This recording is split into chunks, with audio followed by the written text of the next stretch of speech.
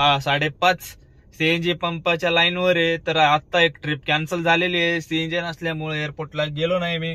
कस्टमरला अर्जंट होता त्यामुळे. तर चालतंय सीएनजी भरून घेऊया. आजचा टॉपिक असा आहे, ज्या एरियात आपल्याला ट्रिप पडत नाही त्या एरियाचं नाव तुमच्यापर्यंत आणणार आहे आणि ज्या एरियात आपल्याला लगेच ट्रिप भेटते ते पण तुम्हाला सांगणार आहे.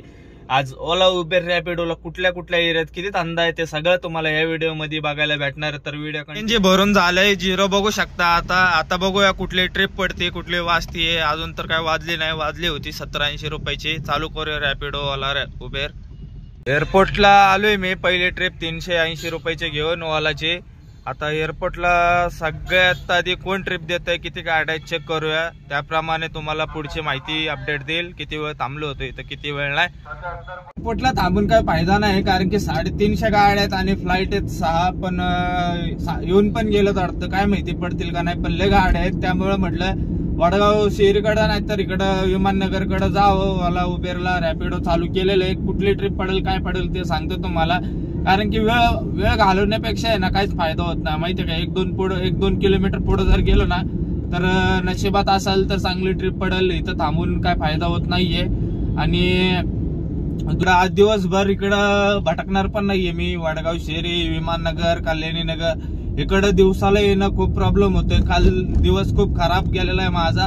तुम्ही बघितला नसाल तर कालचा व्हिडिओ, कालचा ब्लॉग बघून घ्या मित्रांनो. काही कस्टमर एवढे प्रेमाने बोलतात ना. आता मी JW ला आलोय. इथं विमाननगरवरनं 200 रुपयाची घेऊन आलो 8 वाजता. इथं शिवाजीनगर 204-5 रुपयाचे 10 किलोमीटर होतं. 9.5-10 किलोमीटर. मग त्यानंतर आता 9 किलोमीटरची 250 रुपयाची प्रीमियरची उबेरला पडली. मला बानेरला चाललोय. मी त्याला कॉल केला सर असा विषय आहे. तर हा बेटा आराव मी म्हणते ते नाही का. मला एवढं वयस्कर असणार आहे आणि एवढे प्रेमळ भाषा असते ना यांची, काय सांगायचं. भारी वाटतं बरं का. कधी कधी एवढे प्रेमाने बोलतात ना कस्टमर, खूप भारी वाटतं. तर चाललोय बानेरला.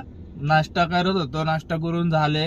नाश्त्याला गेलेत माझे इडली वडाला 50 रुपये, चहाला 10 रुपये. हे का सांगतोय तुम्हाला, सगळ्या शेवटला बघा मायनस करायचंय. आजच्या धंद्यात हे सगळं नाश्ता केलेलं सगळं मायनस करायचंय. सीएनजी 584 रुपये, नाश्ता 50 रुपये, चहा 10 रुपये, हे सगळं शेवटी मायनस करायचं.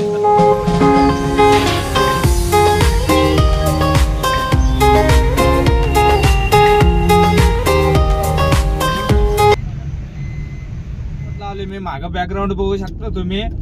तर 1800 रुपये झालेले आहेत मित्रांनो. कोथरूडवरून घेऊन आलतो, बानेरला गेलतो. बानेरवरून तिकडे आला कोथरूडला गेलो होतो. कोथरूडवरनं एअरपोर्टला 450ची घेऊन आलो होतो. आता थोडं काम आहे विमाननगरला, जरा ब्रेक घेतो 1 तासाचा.